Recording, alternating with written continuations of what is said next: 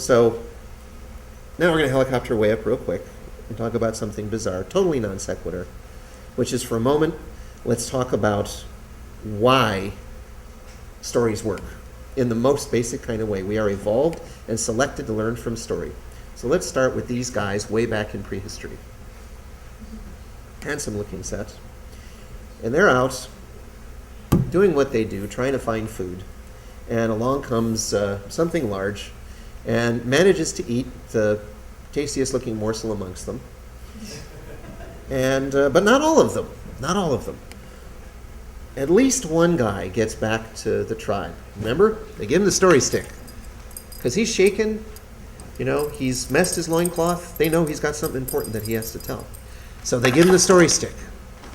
And he, in the most compelling kind of way, talks about the story of what happened, and this came along, and George, and he ran back.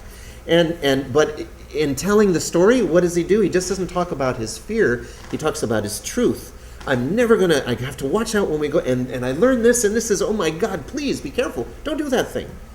And you see the dude in the back over here on the right? He's not so good at listening to story. He's sitting there for whatever reason. He's not so good. And back then, life is all about survival, right? So he goes out for a walk the next day and ends up lunch. And those genes are out of the gene pool. The guy who wasn't so good at listening to story is gone. So this wonderful creature, and many, many like him, actually helped us to get better at listening to story.